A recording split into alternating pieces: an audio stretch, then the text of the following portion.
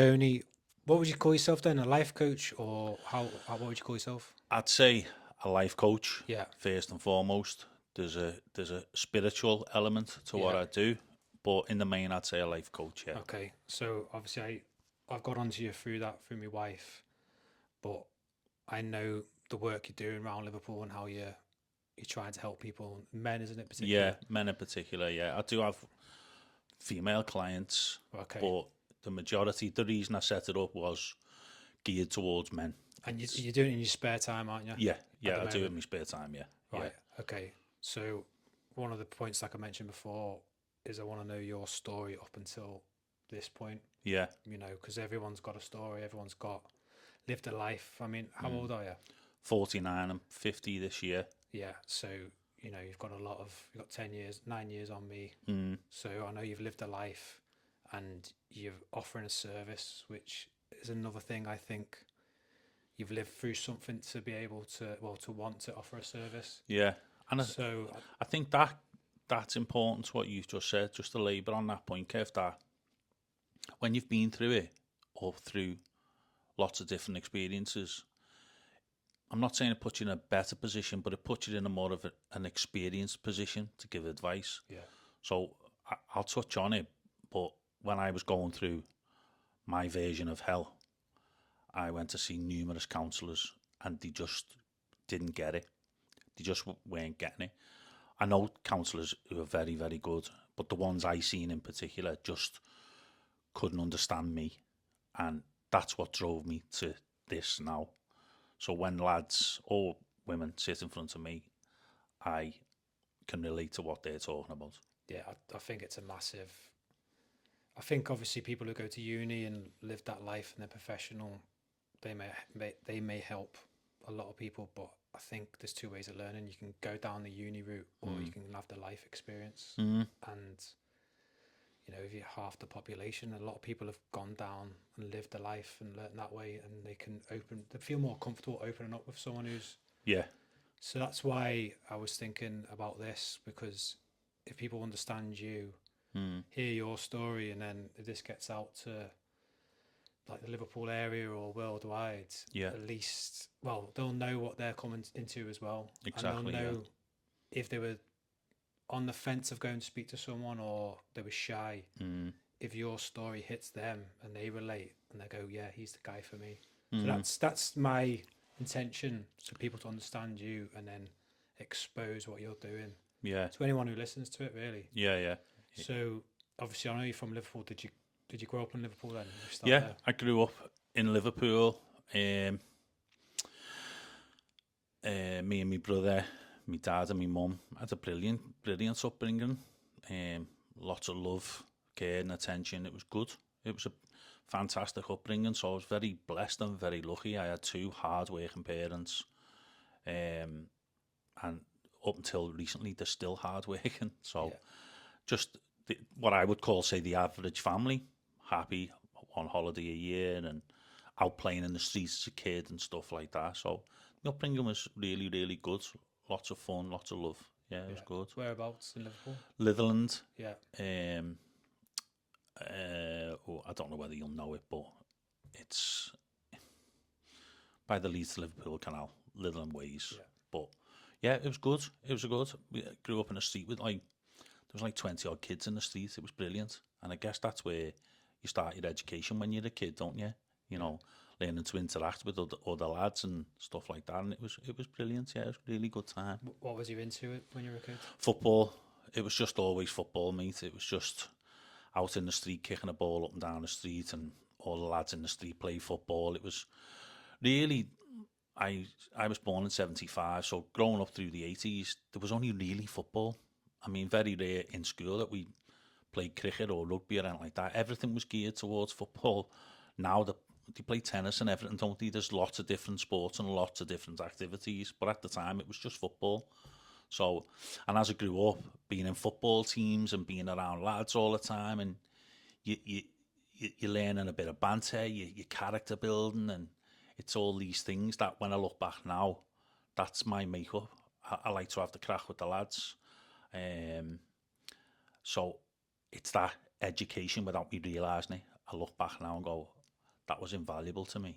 Yeah. Yeah. So how age did you leave school? Or did you go on to like college or No, anything? I went to college. I finished school. I can't. What year did you finish school when you're 16? Yeah. Yeah, I think finished at 16. And went to Hugh Bay College, which is not far, it's only in Bootle.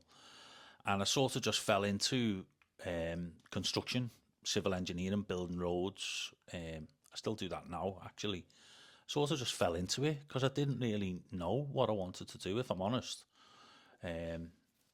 So yeah, I started this construction course, done that for 2 years, and then I got a job in a local civil engineering company.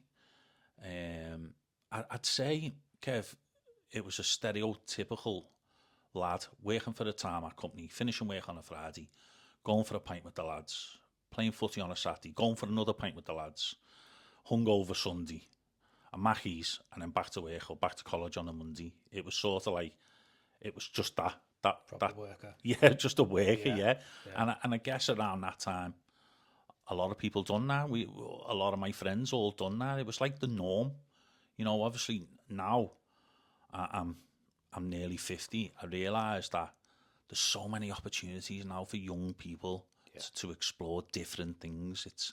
It's a fantastic time to live, and I know there's a lot of negativity around at the moment, but if you look at the positives and what's available to people now, it's incredible. Yeah, it really is, isn't it? The Yeah. world's your oyster, isn't it? Oh, without a doubt, everything's so accessible. Yeah. Like, You don't have to settle for something you don't enjoy, do you? exactly, and that's the thing, that a lot of the time when people sit in front of me, they've been conditioned in a certain way to believe certain things, and that's what I try and help them steer away from, to open their awareness to life and what's out there, because there's just so much. You don't, even people who are doing Spanish courses at like 60, 65, I think it's incredible. Yeah.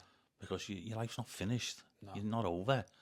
So live every single day. So yeah, that was my story up until I finished college, 18, 19, started working at a tarmac firm, met a lovely girl who I eventually married. We had 2 kids. So that was like 25, 26. We got divorced. That was my fault. I was just being an absolute immature lad at 25, 26.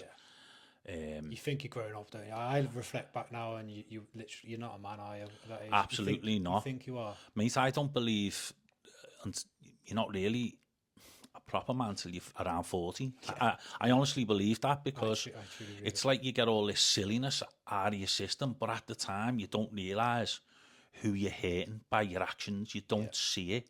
You're sort of just blinded by immature selfishness. And I look back at that time and I go, wow, did I really act like that? Well, yeah, I did. But, and I used to kick my own head in for years, but I don't now. With the guilt. With the guilt, of course, but the way I carried on. I don't know. I accept it, that it was me at the time. Forgive yourself. Yeah, and now, if that same opportunity come along, I'd act differently. So in that moment, I've took control of that and I've gone, I know, and I'm sorry. Like, that was me then. It's not me now. Yeah, that's a good way to learn from it, isn't it? Because if you're just wrapped with guilt, you just don't get anywhere, do you? You just stay in that loop of guilt, and then you're more likely to go down and do it again. Same things again, because you think, well, you know, it's there in you, but it's not. And I know you're ex-military, aren't you? And I would imagine there is guilt around certain guys. Like, I know guys who've been in the military and they carry a lot of guilt. Yeah. But what they've got to try and do is understand that they're following orders. They're actually following orders. It's not on them, if that makes sense. You're following orders. You're in a war. So what I would ask anyone, I know you've got military friends, that faced with that again, would you do the same thing? I said, bet you 9 times out of 10 would say no. Now, that's the learning. Yeah. Do you know what I mean? 100%. That's the point where you go, okay, now I can start to forgive myself, because if I was faced with that again, I would act differently.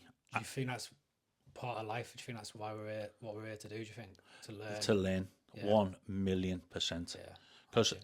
if you go through your life blasé and doing this, that, and the other, and you get to a point, I think you actually get to a point where organically you mature and you go, I don't want that no more. I don't. It doesn't feel right. I know that happened with me. Like I said to you, I got married at 25. I was divorced by 27. Again, all my fault. And I went through a bad time, but obviously my ex-partner went through an even more horrendous time from my actions. But that I look back at that and go, wow, how could I have even behaved like that? But then I continued along that downward spiral, really, going out, getting drunk, blah, blah, blah. Don't get me wrong, I was always a good dad. I believe that. I think if my kids were here, they'd probably say the same thing, that I was a good dad. I was always there. We always went on days out and holidays and stuff like that. But I just had this old side to me where come Friday, I'd go for a pint and sometimes not come home till the Saturday, and I'd be at the footy match, my son's footy match, like still half drunk and things like that. And I go, wow, like, so I really like that, you know? I think though, like you're being on the tarmac is it's a proper man's job, isn't it? Yeah. Or whatever, whoever does it, it's a proper job. Same, I It's a think it's the grafting same job. as it. Yeah, same as the military. If you're going in at 16, Yeah. like I joined at 16, and I've started to learn and realize that someone's going to raise your 16-year-old, whether it's the military or it's Yeah. the lads on the tools Yeah, who yeah. go out drinking and they get smashed every weekend. You're looking at them, Yeah. and that's your environment, isn't it? Yeah. And you're learning, oh, this is what they do. Yeah. This is what I want to do. Then you want to be like them, and It's create. conditioning. It is, yeah. In a way. It is. You don't realise it at the time, but it is conditioning. You're sort of being conditioned by your environment and the lads that you're around. So, like, now, as you know, I sit in meditation groups. I do one-to-one sessions. I still go to work as a highways inspector, but the environment I'm in now is completely different. Yeah. But it took me almost a breakdown to get to that point. Right. That was my I won't say karma, but what I'd call it is that was my learning. That was my learning. I had to go through a horrendous time to come out the other side to realise how I'd acted and how I don't want to be, and how that when lads sit in front of me or women, I can say, well, I done that and I've come through it and I've forgiven myself and I no longer hold any resentment towards anyone. You can do the same. Yeah. That is crucial for me. So do you think you had to be brought to your knees to Absolutely. learn it? Could you scout that cycle? Absolutely. What age then was that? So if you got married at 25, Divorced at 27. And then what, were you single then for a while? I was single for a while, and then I met my youngest lad's mum, and we had like a 12-year relationship. And it was when that broke down. We lived in Litherland always, and then we got the opportunity to move up to Formby. My mum and dad lent us the deposit actually for the house, and we moved up here. And I honestly thought that was my life complete. I was happy, content. I'd had 2 kids to my previous marriage, and we had a child together.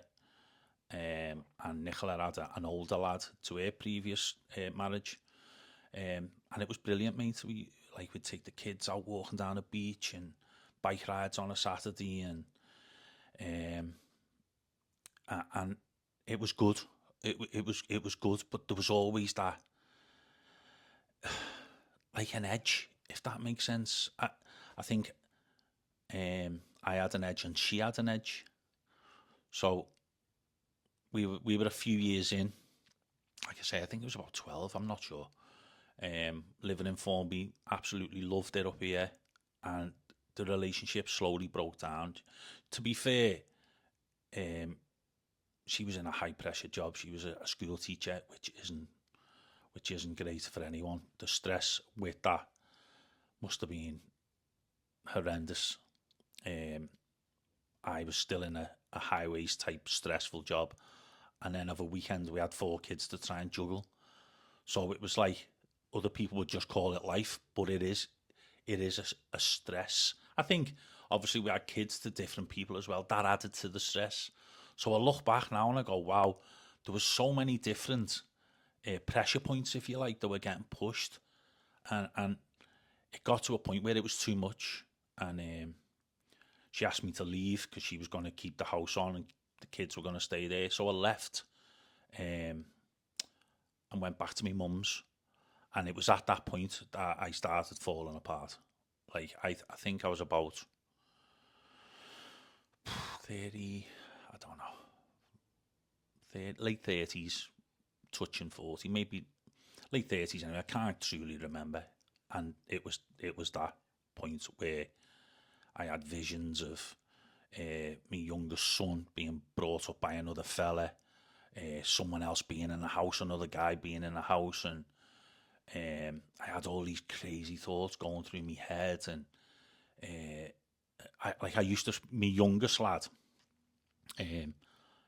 we were together every day. We woke up together. I took him to school. I picked him up. We went to play footy on the field. We had tea together. It was even when like Nicola had come home from work, he used to get on the couch and sit next to me. That's no slander here, but he used to sit next to me, like, and he'd be like, "What are we doing next? We were like best mates from the start." And me 2 older kids, I was like that with them, but I didn't get as much of an opportunity to be like that with them. But me and this little boy, Alfie, were just best mates, and still like that now, actually. And the thought of being away from him was horrendous, and I literally I broke down. My head fell off. I started having panic attacks, anxiety, suicidal thoughts, which was the biggest thing. It consumed me. It was day in, day out, suicidal thoughts. Just like, just as a little side one here, Kev, I had a flat after moving out to my mum's. I had a flat in Midland, and there was an aerial that come out the wall that was for the television, and I used to look at the aerial and go, that wouldn't be strong enough to take my weight. I feel myself getting emotional now, but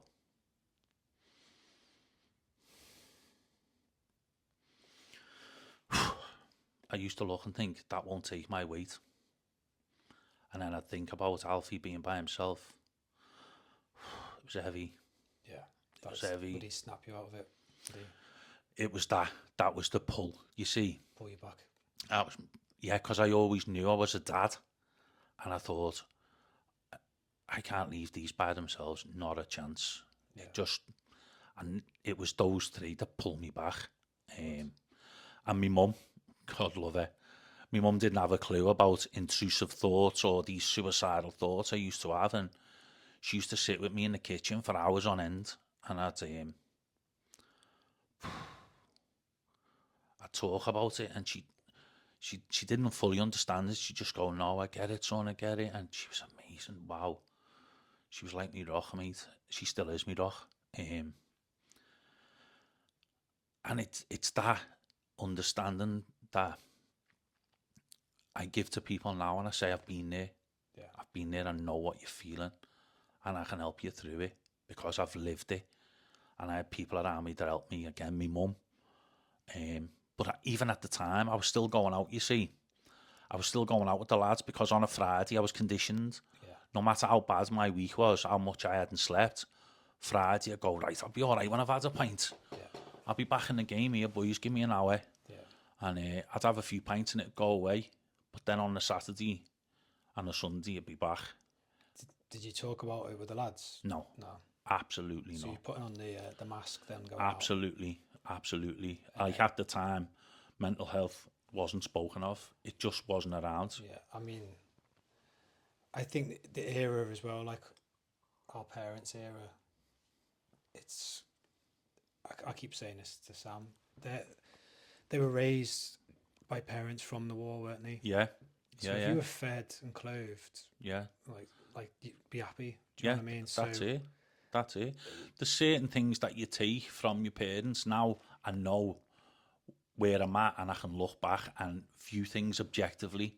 And there's certain things that I'd take from my parents. My dad's just incredibly hard working. Wow. He's the first into work and the last to leave. He's up at 4 driving his wagon. Incredible. I take that from him because I'm never late for work. I'm never late for anything. And I take that trait. I take from my mum. She was incredibly hard working. She used to ride a bike around Lidlin looking after old people in the snow and the wind and the rain. Everyone around Lidlin knows my mum because she used to ride a bike now. And I take that from them as well. And those traits, you look back and go, wow, that's incredible. But also, you're right what you're saying, that I could never really open up, not properly. And the thought of opening up to the lads, that was a no-no, because they'd go, what are you talking about? Suicidal thoughts? Are you messing? Yeah. These are rang the, like, you know, the lunatic asylum. Our mates' heads fell off it. I know it. And they wouldn't have known how to deal with that. So I think that's where my journey started. If I'm honest, I got diagnosed with depression and I knew I wasn't depressed. So in that moment, I'm looking at the doctor going, I know I'm not depressed. I knew it was anxiety, it was panic attacks, and they are very closely related. But anxiety is a fear of something that's going to happen in the future. So my fear was being away from my kids. That created an anxiety. The second fear was the thought of me taking myself away from my kids by committing suicide. That created more of an anxiety. Depression is when you're chewing over something in the past. Do you know what I mean? Yeah. Not always, but in my case, I'm talking about that something happened 30, 40 years ago and you keep thinking about and ruminating over it and it causes you to have low moods. That's an element of depression. So I knew I wasn't depressed, but the doctor was saying I was depressed and put me on antidepressants.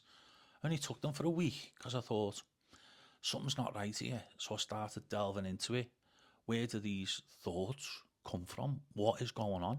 And that was the start of my journey of understanding myself. How long from like sort of moving into your mum's to that point of starting to understand it? So I take it you were probably in a loop where you're going out. Yeah. Obviously hungover, then you're probably down even more. Yeah. But carrying on. So Friday, finish work. Well, I used to have the kids on a Friday and Saturday. Friday and Saturday, Sunday morning they'd go back. Then the following week I'd just have them on a Sunday. So I'd have one weekend where I had Friday and Saturday free. Now, that was ruthless because Friday I'd finish work, I'm straight in the pub. Yeah. Meet me dad, me mates. We'd have a few ales, but I had nothing to go home to. Yeah. So in that moment, someone goes, do you want another pint? Yeah, go on, I'll stay out with you. And then it's like 2, 3. You're coming in when it's light. Yeah. And then Saturday, I'm up at the kids' footy. Like, Saturday morning, I'm up at the kids' footy. Saturday afternoon, I'm going for a cure. And then it starts again. Sunday, I'm picking the kids up. I'm groggy. I'm angry. I'm tired. And I'm all the things that the kids shouldn't have seen, but they did. Monday, I'm in work. I'm weighed in. I'm absolutely done in. That's when the anxiety kicks in. Like the Monday horrors, the Tuesday horrors, the Wednesday horrors. Thursday, it starts easing up. Well, Friday, you're back in the boozer and having 2 or 3 pints. So it's that cycle. It's that cycle that... But it's all conditioning. Do you know what I mean? I know exactly what you mean. Yeah, I know exactly it's in you because you don't know anything else. Now I've realised there's another way to be. Yeah. It's given me freedom. Yeah. So this is why I think it's so important what you're doing, mate. It's so important because it's just we've got to create that environment, haven't we? Because I personally think our era is we're raised by people who were raised from the war. So if their parents were traumatized from the war, they're raised like there's no emotional talk. Do you know what I mean? Some dads don't even talk to the sons. Do you know what I mean? There's no like the emotions are covered over. They're so covered over, and then we've been raised in that, and this is we're not blaming anyone for it's nothing like that. No, it's not just a blame game. No, it's just understanding in it because in our current climate with obviously male suicide or just everyone, most people on the surface, I am sound, but if you get a little bit below, they're like, oh, that's stressing me out, that's stressing me out. Yeah. You can be strong, whatever, in every aspect of your life, but regulating your emotions, being able to say, I've just gone through a divorce. Yeah. Back at my mum's, mate, I'm like, it's doing my head in. Yeah. Yeah. You know what I mean? I'm not good. Yeah. Yeah. Like that's going to get you back in the game a lot quicker than just going out and just going in this cycle. Yeah. Because if someone truly, truly cares about you, obviously back then it's different because it's only sort of becoming more known now. They go, yeah, mate, you kind of know that you don't need to be going out for a chimney bender, don't you? Yeah, That's not going to help you. Yeah, it's not, no. But it's creating like you say, the deconditioning to say, right, come round here, you know, come and, you know, you've got friends, you've got kids, come bring your lads, come round our lads for food. Yeah, yeah. And, you know what I mean? Just creating that. Those conditions, like you just said about our grandparents being the products of the war, and they were taught to be tough and a certain way. You never spoke about emotions, or they never did, or they never seemed to. So, in a way, there's no finger pointing, there's no blaming here.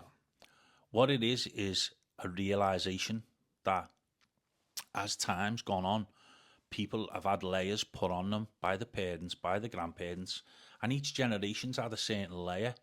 And what happens is, when you have a breakdown like what I had, when I say a breakdown, it was a breakdown of emotions. It was a breakdown, in my eyes, it was a breakdown. So when you have that, it gives you an opportunity to press the reset button and go, okay, where's this come from? Like, let's have a look at my life here. Why am I feeling like this?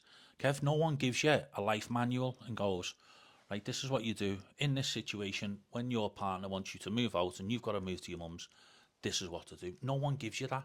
No. So when people don't talk about it, it makes it even harder because you don't know who to turn to. Remember, all my mates, all mum and dads were all still together. My mum and dad were still together. They've never been through it. So it's very difficult to find someone who's walked the walk and can talk the talk to you. So at the time, you feel alone. And like I said before, God love my mum, she sat there for weeks on end just listening to me, like me anxious mind gibbering on. And she must have been thinking I was losing it, you know what I mean? And even she didn't know how to digest it, but there's an important part of this. She'd listen. Yeah. She'd listen. So after I'd spoken to my mum, I felt better because I could unload and speak properly and freely. I never held back. And I think that if anything, when guys do sit in front of me and ladies, the first thing I say is, you can say anything you want. Whatever's in your heart or in your head, say it and we'll go through it together.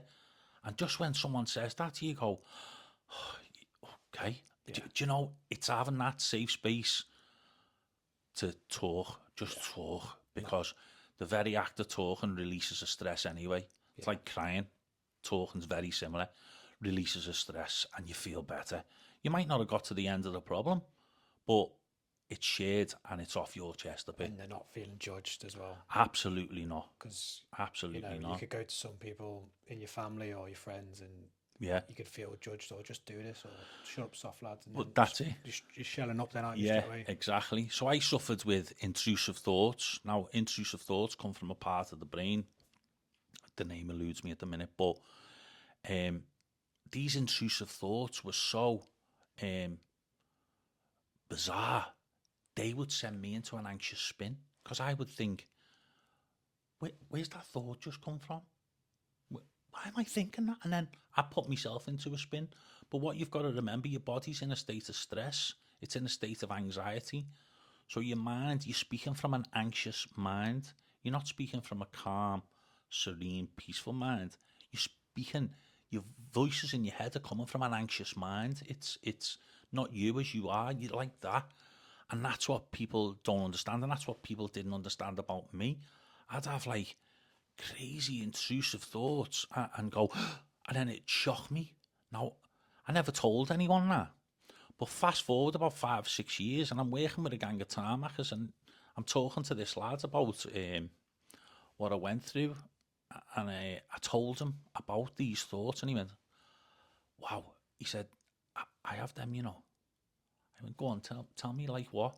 And he told me, I won't disclose it. He told me, and I went, I've had that thought. And he was like, no way, I thought I was the only one. And that was only 5 or 6 years ago, and I'm going, people don't know about this stuff. Lads are suffering in silence, and women. People are suffering in silence, thinking that it's their own thoughts. It's not their own thoughts. Those thoughts are coming from a state of stress. And when things are stressed, they break. So your thoughts break. It's not your normal thinking. Do you know what I mean? 100%, yeah. So when lads and again ladies sit in front of me, I go, but that's not the true you. That's you in a state of stress. So you can't control your thoughts. So let's get that out the way and we'll start working on controlling your thoughts. Yeah. And when you recognise that thought coming in, deal with it in a certain way and I'll give you the tools to do it. And only when someone goes, I go, right, now we're on it. Now we can work. It's not really you. Yeah. You know what I mean? It makes complete sense, yeah. And I think when people hear that, they go, it's like, okay, I can calm down now. It's not actually me. Yeah, once you've got an understanding, it's not foreign, is it? It's not like the enemy. If you understand something, yeah, and you've got a path, especially if you're led by, that's why you have gurus, why you have shamans or whatever. yeah, someone leads you, helps you along the path. So yeah, if you've got an understanding and then you've got like a path and you see the end product of someone from where they were, yeah, it gives you hope then, don't you? So you've got an understanding, you've got hope, yeah, and you've got a guide. Like that's, I mean, and a thing I've kind of found, I feel like there's a lot of, not that everything has to be deep, but I do think there's a lot of surface sort of bull crap, for the lack of a better word. You know, like just, you're all right, yeah, I'm sound, yeah. yeah. But everyone's not that they're not that you're depressed or nothing, but it's just like no one's really no one's being authentic. That's why I think it's important, like you're pouring your heart out here now, aren't you? It's authentic, isn't it? It is what it is. No one's like just comes sound all the time. Yeah, Do you know what I mean? absolutely not. 9 times out of 10, you say to someone, "You all right, mate?" They go, "Yeah, I'm sound." Yeah. Just naturally go, "Yeah, I'm sound." Yeah. If you're not, go, "Not really. I've had a right torrid here today." Yeah. And I think the minute you do that, your mate goes, "Oh, go away. Why? What's happened?" All of a sudden, the conversation starts. Yeah. It's when you do try and mask it and you do try and cover it up, you go away going, "Well, I'm not really all right." I know it's a weird society thing, isn't it? Because like we all know, it's like what do you want to sort of say to, like, I've got a little lad now as well. What do you want to try and show him to be a man, right? A lot of the models were, you know, like no emotion. Join the army, it's show no emotion. Of course. But we all know there's guys out there who could chin us all, knock us all out, but he'll cry himself to sleep. Do you know what I mean? So it's like, it's just, you can be, you know, you can want to be big, strong, want to be a fighter, you could be a man, whatever you vision as a man, but being able to say about you, regulate your emotions, doesn't mean you're crying every 2 minutes or whatever. But it's just regulating them. But if you just, like you say, you put it in a bottle and keep jamming it up, it's gonna crack, isn't it? Yeah, it's like when you fill in a jug of water, you fill it, and it gets to the top, and you try and fill it a bit more with a bit more stress, and the water overflows. Yeah. The jug will only take so much. Yeah. Your mind and your body can only take so much. And even lads, like I know lads that come to see me that train in the gym, really fit, strong lads, but they're not mentally strong. So I've said to a number of them now, okay, work on your fitness, that's great. And there's an element to that fitness that helps with your mind. But if you don't deal with the psychological side of what's upsetting you, it'll always be there. It'll sit in the background. It doesn't matter how big you get or how fit you are. If you don't sit and deal with the psychological element of what your issue is, it'll sit there. Yeah. You might be able to mask it. It's like me masking it with the ale, only 10 times worse. But you're masking it with being fit because you get that temporary high of coming out the gym and you're buzzing. I don't really go to the gym, so I don't feel that high. But I would imagine that takes you away from your problem for a short while. But if you don't get to the crux of the problem, the root of the issue, then it'll always sit there. So keep yourself fit, but talk about what's going on in your mind. Yeah, it's a whole approach. That's what I truly believe in, mind, body, soul, because you can go to drugs, you can go to drink, you can move, you can get new partners, you can train, and it's massive today. It's not a distraction, but it can be overused as a distraction. You could be decorating your house every 2 minutes, cleaning your house every 2 minutes. Yeah. Whatever you find and you go towards Yeah. to distract you from what's going on. Yeah. Because it takes practice, doesn't it? Like to meditate, to journal, whatever you do. Yeah. It's a daily practice to be done with your training or your diet or Yeah. what your well-being. It's a package. It is a package, yeah. It is, and you yeah. can't, but you see it if someone's a heroin addict on the street, don't you? You can see it on them. You can see the trauma, can't you? Yeah. But Yeah. this is what I was kind of saying with the fakeness, not the fakeness, it's the wrong word, but the culture, I don't know, it's a trigger for me, the culture of a celebrity will say, oh, suicide awareness, and then like they might raise a bit of money, then that's kind of it. Yeah. But us walking the streets day to day, family, friends, if you can say, this is doing my head in, that's going to have more of an impact, because what happens is you'll have someone out of the blue and they're gone. Like, what could have happened to you? And everyone's like, he was sound last week. He was all right. He was in the pub. Yeah. Yeah, we were all having a laugh. That's kind of what, like, I was just thinking, if we, it's on all of us, isn't it? It is. We don't need to raise money. Yeah. We just need to communicate. It's not so much, you're right. It's not raising money. It's raising awareness. It's the awareness of yourself and how you're feeling. And that awareness comes from knowing yourself. So I knew myself as, say, the old Tony, if you like. Friday I'd go for a pint, that would cover it. So now, when I'm feeling it, when I'm mincing around the kitchen with a cob on, or I'm scrubbing the dishes, I'll go, there's a reason I'm doing this. Why am I doing it? It's not go for a pint anymore. Don't get me wrong, I do still go for a drink on a Friday. It's just that I don't stay out till 2 and 3 in the morning. Now, if I'm feeling stressed on a Monday or a Tuesday, I'll go for a walk down the beach. We're very blessed where we live here in the Northwest. We've got Formby Beach, Crosby Beach. I'll take the dog down the beach and I'll walk for half an hour, or I'll have a hot shower, a cup of tea, and I'll do a meditation, and I'll still my mind that way. Or I'll get a pen and a piece of paper out, and I'll write out what's doing me head in. And I know it sounds cliche, like the pen is mightier than the sword, but it actually is, because you can write things with a pen that you couldn't do with a sword. And it's your feelings, it's your emotions, and it's regulating that little spike of anger, or someone's upset you. What's going on? Write it out. Don't dwell on it. Do you know what I mean? Yeah. And it's like you said, it's not financial. Anyone can go and get a pen and a piece of paper. It's knowing yourself and becoming aware of how you behave, how you may have behaved in the past, how you'd like to behave now. It's awareness. And if anything, speaking today, if people are listening, then start to know yourself. Start to write things down. If you're in a not great place, write out why are you feeling the way you feel. When you start writing, sometimes, mate, you can't stop. I had a lad the other week and he said, I wouldn't know where to start. I said, okay, let's start at the beginning. Tell me about your childhood, write it down. And he started writing down, mate. He wrote 4 pages. And at the end he went, I've never wrote a page in my life. And I was like, okay, so let's read it back. What are the triggers here? What's upsetting you? And mate, he was that far in the woods, he couldn't see the trees. And only when he wrote it down did he get an idea of why he was feeling the way he was feeling. And I think it is just awareness, Kev, of yourself. And sometimes when you are annoyed, what's making me annoyed here? Don't just go into yourself. Don't just go to the pub. Write it down. You know what I mean? 100%, mate. 100%. So just skipping back a bit, who got you to the hospital? Did you take yourself when you said you started on the depression meds? Or did someone? It was the doctor. I went to see the doctor. I didn't end up going to hospital, mate. I went to the doctor. He gave me these antidepressant tablets, and within a week, I stopped taking them. I just stopped taking them. And then you started finding out. You started Googling, researching how long were you in that period then before you started coming out of it? That's what. Oh, mate, I reckon I had suicidal thoughts.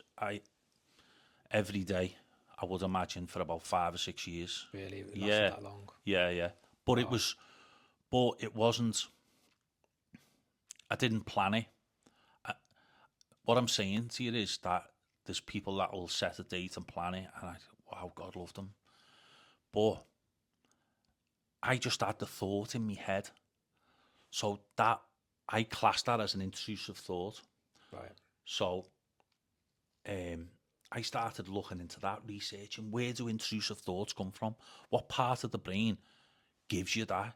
Do you know what I mean? So that started my journey, but mate, I must have been 5 years in before I've gone, right, I need to do something here.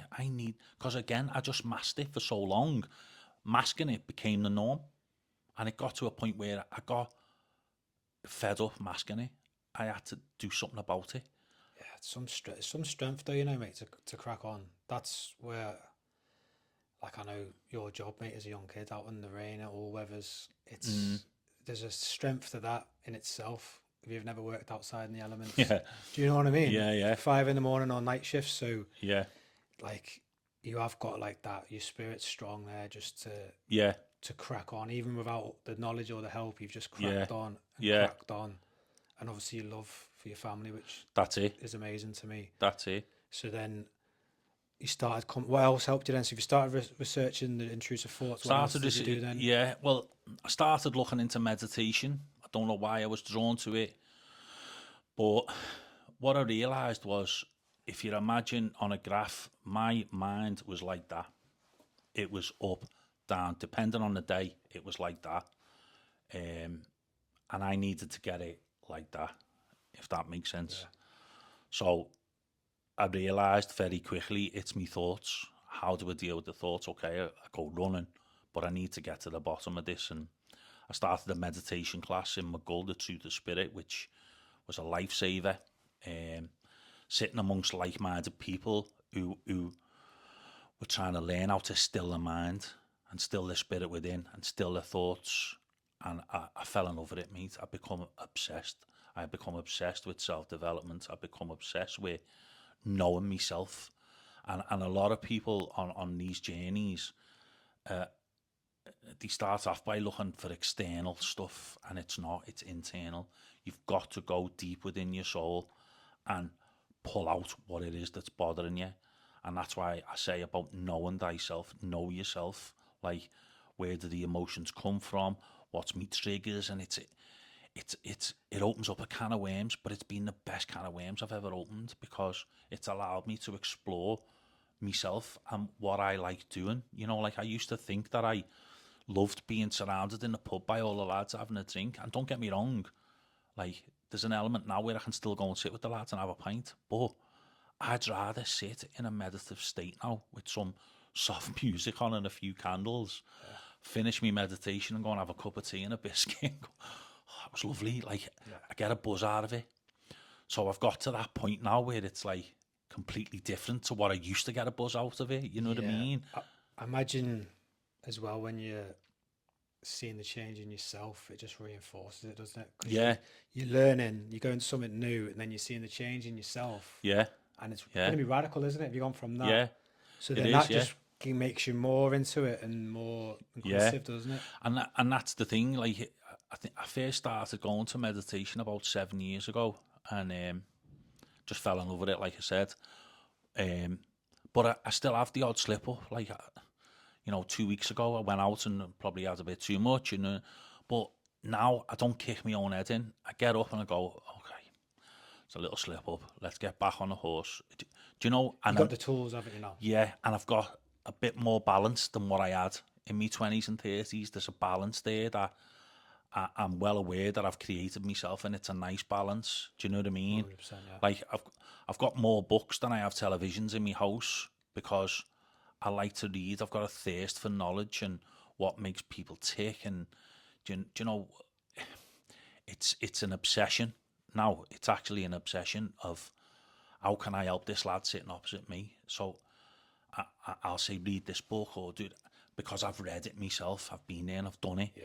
And I just think this passion I've got. I want you to have it, who's sitting opposite me. Yeah. Come on, get obsessed, because I know I done it, so I want you to be better. Yeah. Like, let's get on this. And they go, wow. Now, I never had that from any of the counsellors I seen. Yeah. Do you know what I mean? I know 100% what you mean. When it's helped you, like I've been on my own journey, not getting into that or anything, but when you see who you was, and then you see who you are, and you know what's helped transform you, Yeah. you just wish you could just give it to someone. Yeah. Don't you? That's it. And it almost borders on, Kev, trying to fix them. Yeah. Like, I'm going, what, and I'm trying to fix them, and I need to learn myself. I'm still on a journey. We're on a journey the whole way, you know. Pitfalls everywhere, mate, isn't there? And I think I'm just that passionate about helping this lad. In the end, I'm answering the questions for him, and I need to stop doing that, actually. But it's just when you see life in all its beauty, you want it to flourish. You don't want to see people on the floor. Yeah. It kills me when I see someone suffering. It does. I feel it, and I go, oh, I really want to help this lad, or I really want to help this girl.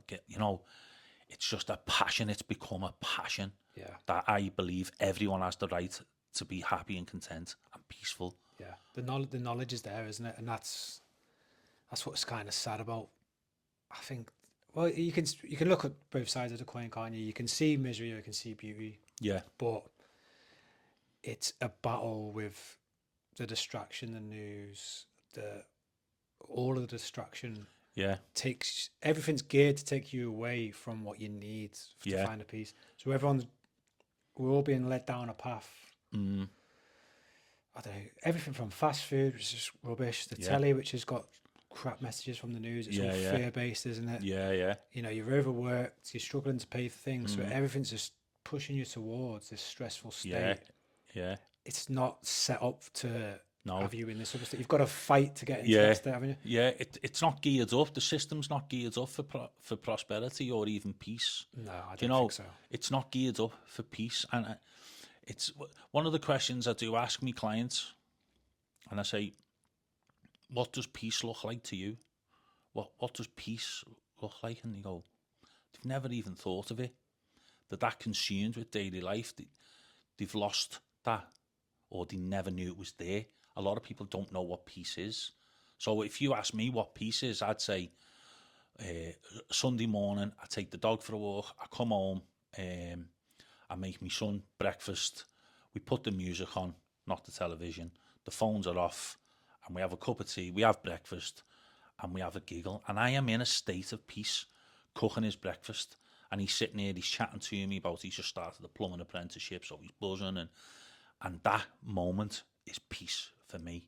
And I go, wow, if I could bottle this, I'd have a little bit every day. That's peace. Yeah. So, but people, you don't get taught about peace in school. You don't get taught about peace in work. And I know this is deep, but it's deep for a purpose, this conversation, because when you recognise what your peace is, then you start to do more of it. That's what I encourage anyone that sits opposite me. It's helping them fight, and that's, like, you know, you can only save yourself. So yeah, like you were saying, you wanted to help someone, it's on them. You can only give them the tools, can't you? But yeah, it's the same with going to the gym, eating healthy, whatever, or starting an apprenticeship. yeah. You're at the bottom, and you got to learn to keep going, and then all of a sudden you start seeing change, you start seeing results. But there's a pathway to it, isn't it? And that's what obviously what you're doing with getting someone to write. Yeah. Showing them, like, do this, do that. Like what you've said there with your son, to me, you've created an environment for peace because you've got the telly. There's no distractions on. No. So, right, you've created actual peace with the no noise. Then you've uplifted the mood with nice music. Yeah. And then there's a love between you and your son. Yeah. Which makes you high anyway, doesn't it? Yeah.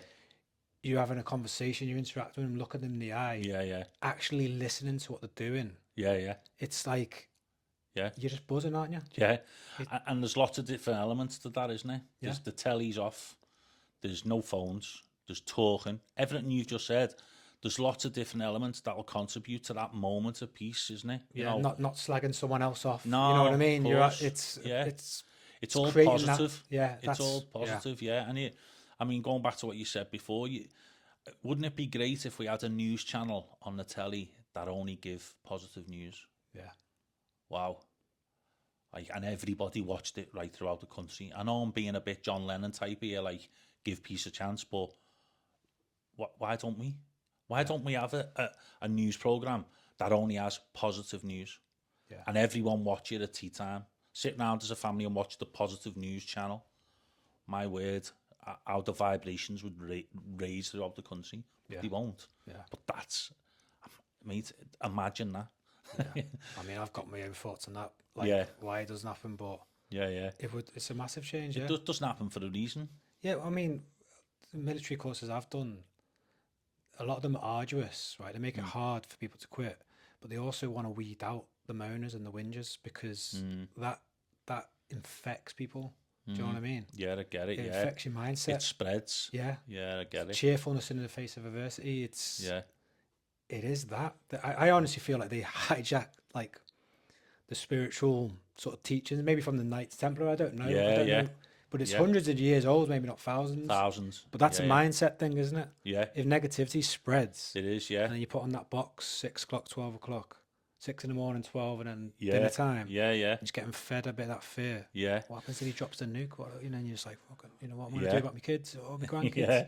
You know what I mean? Yeah. Well, like you just said, it's gone on for thousands of years, hasn't it? And I think it's designed that way. And I can't remember where I heard this, but it was a quote. Was it a quote or a story? Do you know what? I might have dreamt it, Kev. I've heard it in one of my meditations, and it was... Now, I'm not religious, right? I'm not religious. I like spiritualism, and I believe we've all got a spirit within. That's not religion. I don't discredit religions, and I don't dislike any religions, because I respect them for what they believe in. So there was a quote of... the story started, God sent one of his sons to teach us how to be. End of story. I keep ruminating it in my head going, so he spoke of peace and love and accepting people and loving thy neighbour and, things like that. Jesus, how he lived his life. Again, it's not religion, it's spiritual awareness. And he spoke of peace and love. And they ridiculed him for it. They wanted rid of him. Yeah. Why? Because it didn't suit them. Even fast forward to these times now, John Lennon spoke of peace and love. Martin Luther King spoke of peace and love. Why haven't we all got it? What happened to all three of them? Exactly. So that's my point, you see. That the people who speak of peace and love, whoever it is, they don't like it. That's why I think the mix-up is with religion. I think the church in the UK has done more damage. I know like stories from my parents they're hiding when they get knocked on at the door for money, getting shamed in church. They had nothing in them days, mate. Like, I don't think people just don't realise how poor. I don't know about London or whatever, but I do think it's worse up north. I still think that divide's gone hundreds of years. You know what I mean? Like having coats to go to bed to keep warm. Do you know what I mean? Yeah. My fella telling me the neighbour over the road chopping up the couch to put it on the fireplace. Fire. Do you know what I mean? Get off the seat, lad. And then he starts putting an axe on the couch. Yeah. And then you get knocked on it by the church and shamed. But see, I'm reading the Bible now. I've read the New Testament, and it's just one of them things where I've always been put off by people preaching because I just see the hypocrisy. Of course. The church with all the scandals. Yeah. The hypocrisy. Yeah. And then all the stuff I'm getting told, and then I read it myself and I'm like, this is nothing what I've been told. Yeah. He was an example to me. He was an example, wasn't he? Love, forgiveness, non-judgment. Yeah. And it says it, mate. It says it in there. Like, you can call his name, doesn't mean like means you follow him. He's asking you to follow him, follow his example. Yeah, you read any of the philosophers, it's morals for an example. Yeah. And when you see that, okay, you don't have to go to church. You don't have to. No, that's it. You know what I mean? It's the example's there. Be the example. Everyone's running around talking about it. Yeah. Like, be the example. Yeah. And if you get the opportunity, I believe it's basic, this. If you get the opportunity to help someone and it's in the right context, help them. If you get the opportunity to be nice to someone, be nice. Like, be kind, be loving. Yeah. It's simple. Very simple. It's when people complicate it, or you know, the likes of the churches, possibly, and certain religions will throw things at you, and God won't be happy, and this, that, and the It's a other. shame. Give us some money. Imagine Jesus knocking on your door and saying, "Have you got a few quid?" Yeah. He'd rather go without, or if he seen you without a coat, he'd give you his coat. Mate, it says it in the New Testament. It says if you're gonna, if someone hasn't got the money to pay Caesar, don't be sending like people around to take stuff from him. Yeah, He yeah, hasn't got the money. yeah, yeah, Do you know what I mean? yeah. Literally, it's what you've been told, and then when you read it, you're just like, but it's all that. It is all Yeah. love, forgiveness, That's it. helping people, humanity. It's That's it. literally that. And again, this sounds mad, but imagine the whole country lived like that. Like, imagine the whole country lived like that. There'd be no hassle. There'd be no killings. Everyone would live in peace. And I know that's probably a pipe dream, but that's how I do try and live like that. If I get the chance to help someone, I'll help them. If I get the chance to show love or a smile to a stranger, then I'll do it. And I think that's it. That's how Jesus, lived his life. And if we can look at that and go, okay, we're not going to be Jesus, but if we can live a little bit like that, then we're not far off. You've got the example, yeah. And whatever, any religion you sort of follow, it's all based in that. And Jesus is in all of them, isn't he? Yeah, he is, yeah. Whether you think he's a god or a saint. That's right, yeah. Do you know what I mean? Yeah. It's that example. And it's that doesn't really matter. It doesn't matter now. It's that what people are missing the point, Kev, because they're saying, just say, Jesus was a god, he was this, he was that. Well, okay, put all that to one side. What did he stand for? Yeah. What was his message? Well, his message was peace and love. Yeah. Similar to John Lennon, similar to Martin Luther King, and what did he try and do to them? Get rid of them. Because they were bringing peace, love, and light. Yeah. And that is what it's all about. And that's when you start going like, then it's like black belt level stuff. Yeah, it's what deep. are we doing here? Yeah. Oh, like, I know. The realm, is it more dark? You know what I mean? Yeah. No, I get it. Yeah. It's the other hack though. I think with life is you smile at someone, they smile back. You feel good. You help someone. You give up your seat for the old lady on the train or whatever. Yeah. You're not. Obviously you could be doing it to try and. But if you're genuinely doing it, you generally feel good about yourself. And it's your intention. It's from your heart. If it comes from your heart, it's pure. It's pure, and that's it. But what I'm saying is, you get a kick from that as well. Anyway, yeah. Do you know what I mean? You feel good. But why do you feel good? Because you're doing a good deed. Yeah. So you're gonna feel good.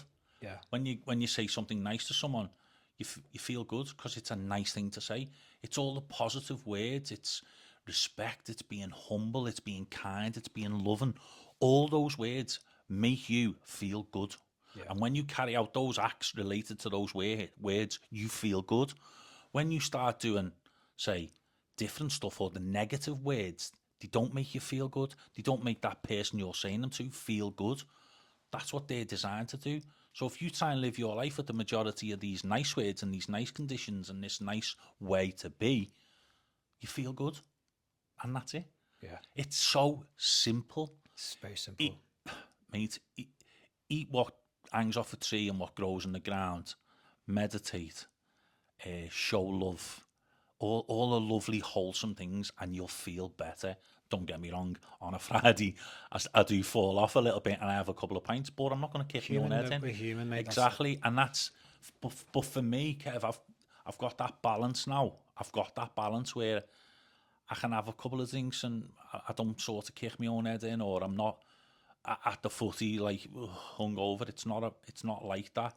And through the week, I'll eat right. I'll meditate, and that's been the key for me. Meditation, that has been an absolute game changer. Learning to still my mind, because my mind was like a box of frogs, and that created the anxiety. Lots of different thoughts going on in my head, and not knowing how to process them and deal with the emotions I was feeling, and that has been a game changer. Yeah, that is. I think that's the link between it all, mate. Still in the mind. Mm-hmm. My wife done that book where you meditate every day, and I kind of finished it, and then I was dipping in and out. Well, I'm back every morning up early, and I do 15, 20 minutes, but it's almost like you're checking in to the source, aren't you? Yeah. And honestly, just it's been probably a month now where I've been on it, Yeah. and every day, and the difference in how you feel. Yeah. I'm just unmoved with certain things, you know, like Yeah. emotionally. Yeah. Where you might like, I don't know, take something to heart or whatever. I'm just like, the difference is that it's a massive. I think massive it regulates that. I think that the actual practice of meditation, I'll call it a practice because it's constant practice. It regulates, like I said to you before, like my mind used to be like that, whereas now it's like that. You know, Yeah. and I think that meditation, that stilling of the mind, has eased that up and down. And when the little bumps in the road come along in life, I'm a little bit calmer now, whereas my head used to fall off and I go, oh, well, you know, and panic over things and I'd get myself into a spin. I go, okay, the situation's here, let's deal with it. What do I need to do to get around this? Okay, and it's that calm approach. It's learned me to just be still in myself. I'm not as erratic, and it's that meditation has been key for me. Yeah, it's massive. I think about as I've grown up and see, I don't know, like being around, say, blokes in the army who are like hard men, tough men, but they're like quick to anger, quick to lash out, and they're like scary.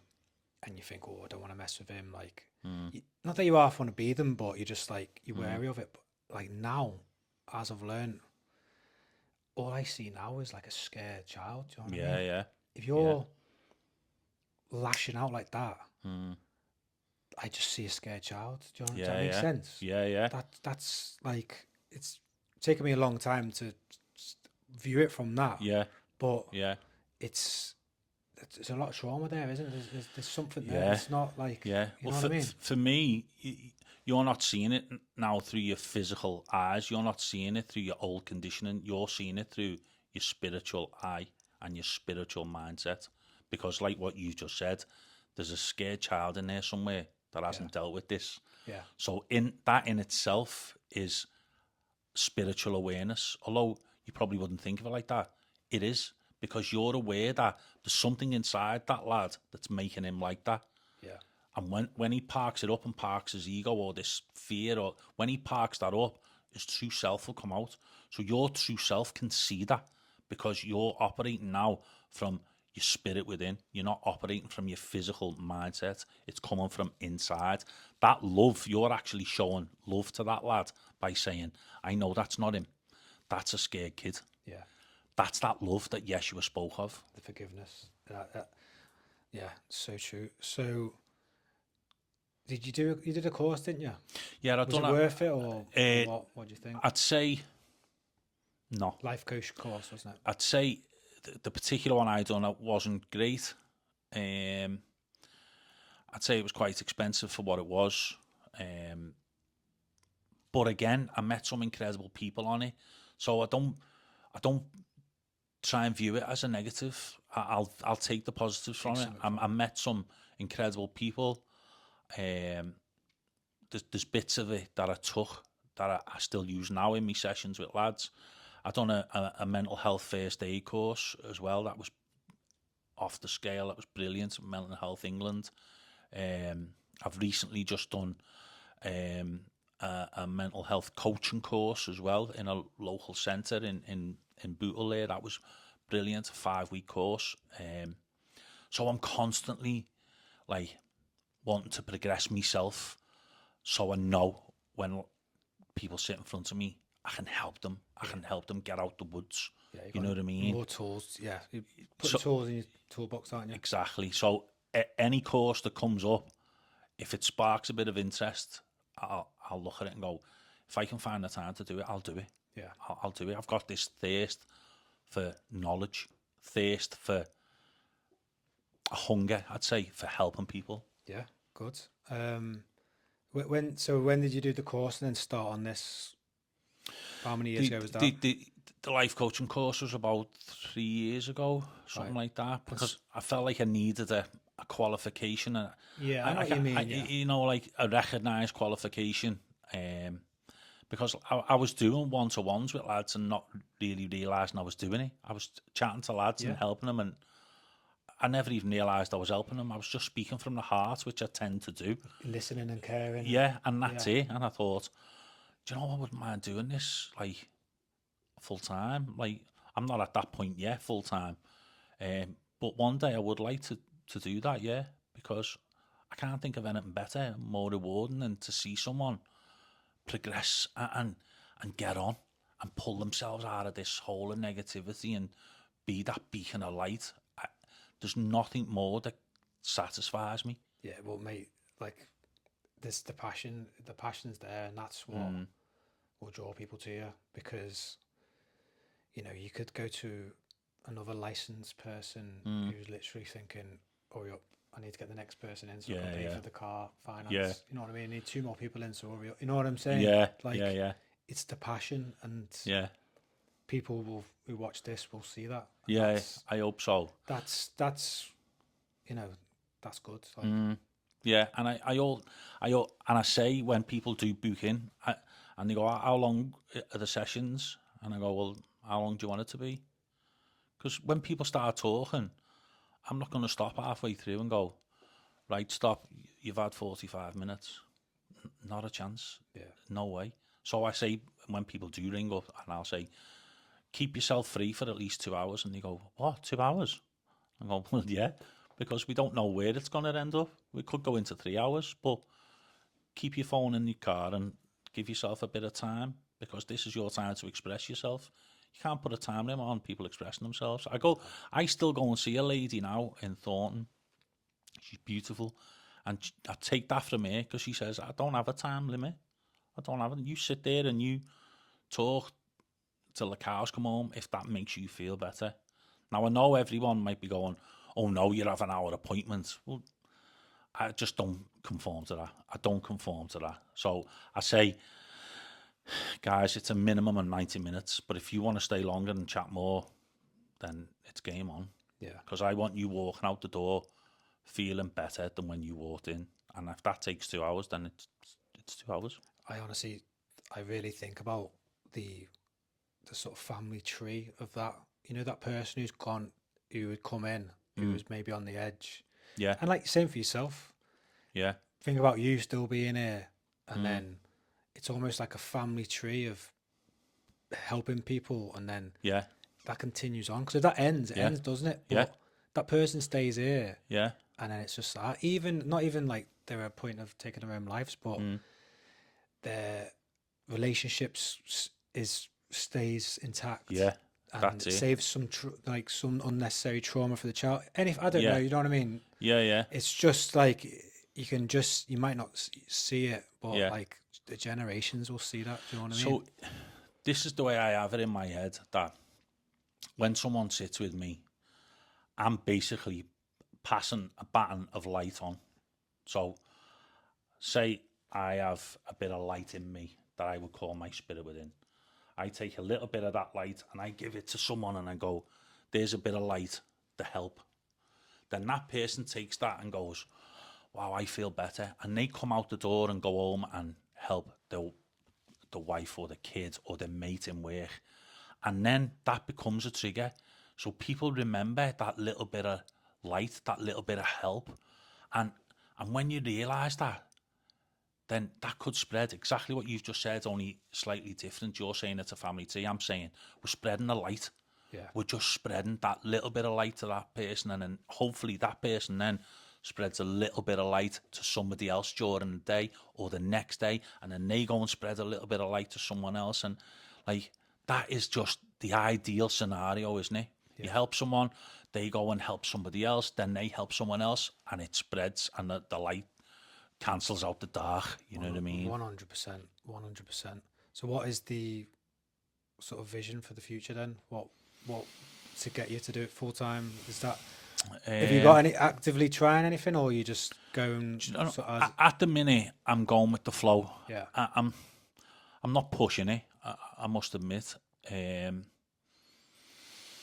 you know what, Kev? I'm not putting myself under any pressure. Yeah. I'm just going to see what happens. If someone rings me and wants an appointment, I'll fit them in. If further down the line, I'll have a class on and there's a room full of lads, then I'll do that. Yeah. Ultimately, that's what I'd like to do, is have a regular MMH class, men's mental health class, right? Every Thursday we sit around for a couple of hours, we have a cup of tea, a chat, we talk about what's bothering you, and we find a way forward. I guess that for me is where I'd like to be. So organically, if it become where, hang on, I got more of that than work. Yeah. Then organically it happens. Yeah. And I guess the thing is, right now I enjoy my job. Yeah, that's what I mean. You know, I agree. You just don't have to put anything on it, do you? No, and I won't.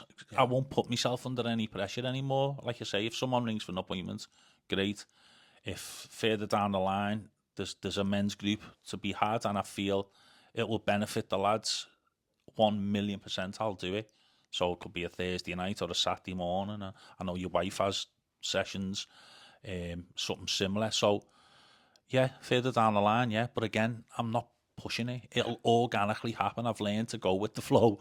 The more I push for things, the more resistance there is. Yeah. So I don't push anymore. I just try and walk my way through the day. You know what I mean? Oh yeah, I agree. Yeah, you can't force anything, can you? No. Brilliant. All right, Tony. Well, yeah, I think we've covered anything else you want. Yeah. How can people find you then? What would they best doing? Well, I'd have to put my number out there, and I don't. You're on Instagram. I'm on Instagram. You're private though, aren't you? Or, yeah. Well, I'm gonna have to. I'm gonna have to open that up because I'm not a big social media buff, if I'm honest, Kev. It's not something I'm great at. I'm new to it, mate. I was online for years. So I don't know. Maybe you can post my number, or I don't know. Right now, I'm on Instagram, MMH, Tony Bramhall, MMH. So find that then, it is on there. Yeah. So I'll link that into. I'm in the middle of doing a website, so the website won't be far off. But they could Instagram message. Instagram message, definitely. Yeah. Like needed your help. Yeah. My number's on there as well. Yeah. So if they need to, they can get in touch. Face to face is like Liverpool area, really. Yeah, well, I do sessions online now for guys in London and places like that. So I can do it online, Zoom call and stuff like that. So yeah, we'll if someone put your Instagram on, then I won't put your number on. Yeah, just put your Instagram on. Yeah, put my Instagram on. Yeah. Feel free, mate. And anyone who needs help, reach out. Reach out, absolutely. If you watch this today and you feel if something resonates and you think I want to talk to this lad, reach out because I'll always make the time. Yeah, I think it will, mate. I just being your authentic self and this from my side, from what I've sort of my journey and listening to you, someone to be their authentic self and say like their darkest moments, like and just share it, mate. It's so powerful because honestly, I just really feel this illusion. And I always go back to I was only in the army 7 years, but it shaped me from 16. Do you know what I mean? Yeah. This illusion of like a man. Do you know what I mean? Because I just feel like it's been sold as all these like achievements and masculine like alpha male type of things. Yeah. But a lot of them are emotionally like unstable. And can't express emotions, can't talk, and will never like have the courage to speak how you've spoke. Yeah. But that's part of the problem. That's why people are taking their own lives. That's why people are angry, pushing people away, family, moody to the kids. Do you know what I mean? Like harming themselves or whatever. But mate, that's why I started it. Because I was that way. And I realised that the majority of lads are like that. And that's why I always swore when I got myself into say a better state than I was, then I would do something to help others. So I don't know, if you listen to this and you're thinking I need help, then reach out and talk.